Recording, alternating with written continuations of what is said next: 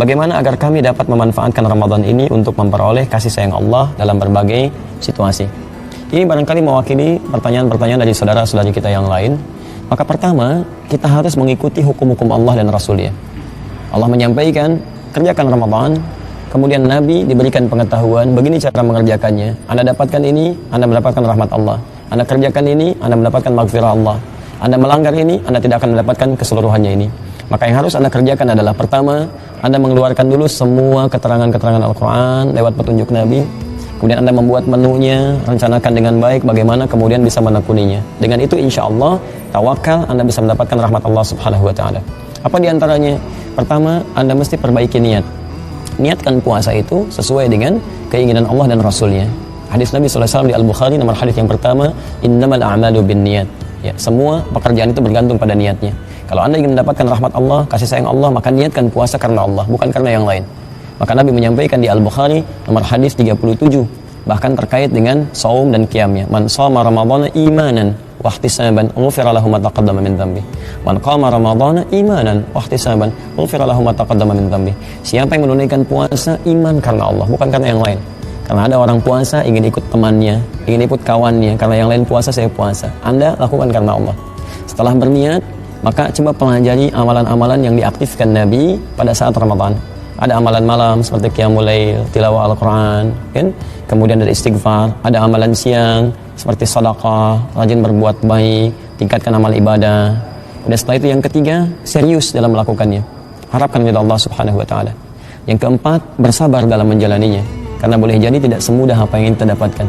Ya, kenapa sholat itu begitu berat? Kenapa puasa begitu berat? Karena hadiahnya surga, bukan power bank, bukan pulpen dan sebagainya.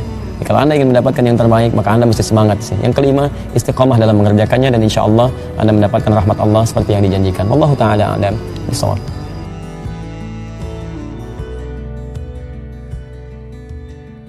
Apa keutamaan orang yang meninggal pada bulan Ramadan? Apakah ada keistimewaan? Baik, pertanyaan ini walaupun juga mewakili beberapa pertanyaan dari yang lainnya, kita akan melihat dari dua sudut pandang. Baik, sudut pandang yang pertama dari waktu. Waktu memang ada yang diistimewakan oleh Allah Subhanahu wa Ta'ala, berbeda dengan waktu lainnya. Ada waktu harian seperti sepertiga malam, ada waktu bulanan misalnya, ada juga waktu tahunan seperti Ramadan. Ya, waktu Ramadan banyak keistimewaan, amal soleh ditingkatkan, maka pahala bisa digandakan. Tapi apakah kemudian waktu ini bisa menjamin ketika seseorang menjadi pertanda kebaikan ketika meninggal dalam Ramadan? Belum tentu. Maka ini diukur pada bagian yang kedua. Sebaik apa amal soleh yang ia kerjakan? Ini yang paling penting. Apa Anda bisa katakan kalau ada orang fasik misalnya, orang kriminal meninggal di bulan Ramadan, apa ini menandakan bahwa dia istimewa? Bahkan mungkin ada orang kafir meninggal saat Ramadan. Apa ini menandakan bahwa dia orang baik dalam pandangan Allah? Belum tentu. Di ukuran kebaikan itu, kapanpun dia meninggal, kita tidak bisa menentukannya. Karena Allah mengatur sesuai dengan ajalnya. Quran surah ke-7 ayat 34. Walikulli ummatin ajal. Setiap umat bahkan punya batas waktu usia. Fa idza jaa ajaluhum la yastakhiruna sa'atan wa la yastaqdimun. Kalau kemudian ajalnya tiba, maka dia tidak bisa memilih mau maju, mau lambat. Apa Anda bisa katakan, ya Allah, kalau boleh tunda sedikit sehingga sampai Ramadan? Tidak. Ya, ajal bukan seperti pernikahan yang mungkin Anda bisa rencanakan. Anda kemudian bisa tampilkan ajal kapanpun bisa tiba. 1 menit menjelang Ramadan Anda mungkin meninggal. Tapi poinnya adalah jika Anda ingin meninggal dalam kebaikan, maka tingkatkanlah amal saleh. Maka kapanpun Anda meninggal kepada Allah Subhanahu wa Ta'ala kembali, maka Anda diwafatkan dalam keadaan husnul khatimah. Quran surah ke-89 ayat 27 sampai ayat 30. Ya ayyatuhan nafsul mutmainnah irji'i ila rabbiki radiyatan mardiyah. Hai jiwa-jiwa yang tenang, ayo kembali kepada Rabbmu dalam keadaan yang terbaik sebagai hambanya. Bagaimana bisa dipanggil dengan tenang jika Anda sering mendekatkan diri kepada Allah Subhanahu wa Ta'ala dalam meningkatkan amal saleh.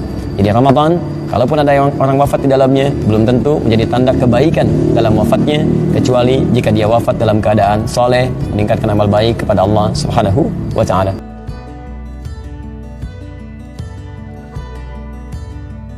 Apa penyebab batal puasa ditinjau dari 4 mazhab? Baik, ditinjau dari 4 mazhab.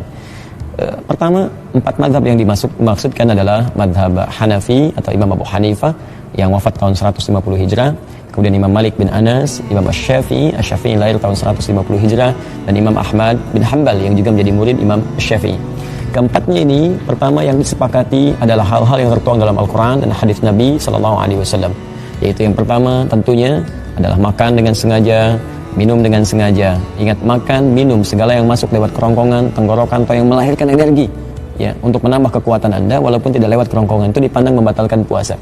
Dengan sengaja. Jadi kalau sekiranya ada hal yang tidak sengaja di sini, misal Anda lupa makan, lupa minum, maka itu tidak dipandang membatalkan puasa dan Anda bisa teruskan puasanya. Hadisnya sahih, keterangannya juga benar dari Nabi SAW.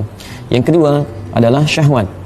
Syahwat di sini bisa diartikan hubungan, walaupun hubungan formal suami istri tapi dilakukan di siang Ramadan, maka itu membatalkan puasa. Bahkan ada kafarat, Anda mendapatkan denda tambahan yang seharusnya tidak dilakukan oleh Anda pada saat-saat Ramadan. Ya, dendanya bisa kemudian puasa 2 bulan berturut-turut, memberi makan 60 miskin atau membebaskan seorang budak. Ya, walaupun nanti ini tidak harus Anda pilih, tapi sesuai dengan apa yang bisa membuat Anda berhati-hati dalam menerapkan hukum. Ya, jadi Anda tidak bisa kemudian merencanakan, saya kaya, saya bisa memberi makan 60 orang miskin, lalu Anda berhubungan, tidak. Maka hukum ini diterapkan yang lebih berat bagi Anda, bisa 2 bulan berturut-turut. Ya, kemudian syahwat juga selanjutnya bisa diartikan dengan maksiat. Sengaja bermaksiat, melihat gambar yang tidak tepat, nonton tayangan yang buruk, ini pun bisa membatalkan puasa. Dan itu disepakati. Hadis riwayat Al-Bukhari di kitab As-Siyam, hadis yang pertama, yatruku ta'amahu dan wasyarabahu wasyahwatahu. Bahkan sebelumnya, as-siyamu junnatun fala yarfuth wala yajhal.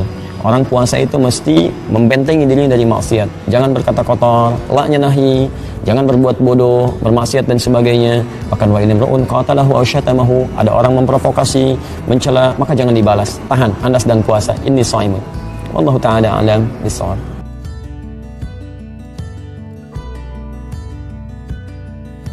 Bagaimanakah doa berbuka puasa sesuai sunnah Rasulullah sallallahu alaihi wasallam?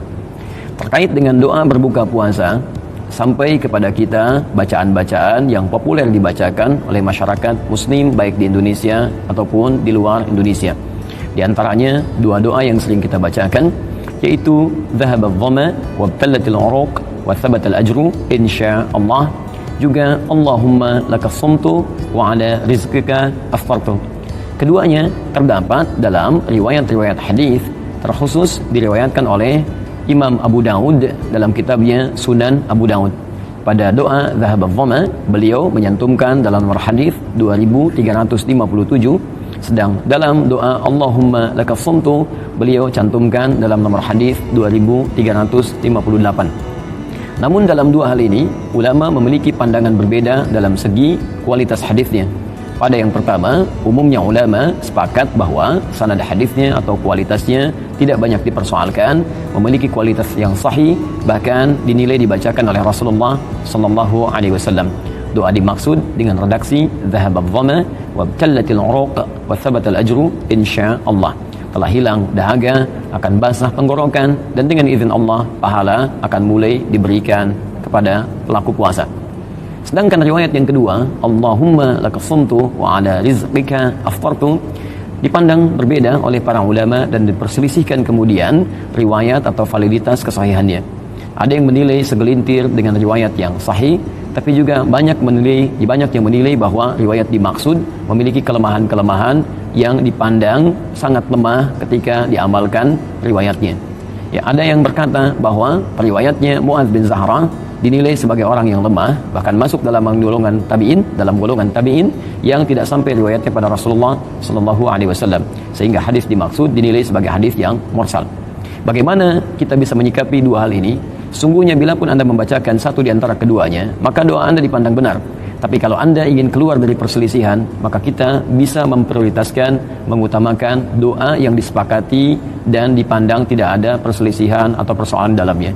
Jadi hemat kami, Anda bisa memilih doa dhahaba adh-dhama wabtallatil uruq wa thabatal ajru insyaallah, walaupun Anda tidak harus mencela kemudian orang yang memilih doa Allahumma lakas sumtu wa ala rizqika aftartu untuk dibacakan, sekalipun yang pertama dinilai lebih kuat dan lebih baik dibandingkan dengan riwayat yang kedua. Wallahu ta'ala a'lam bissawab.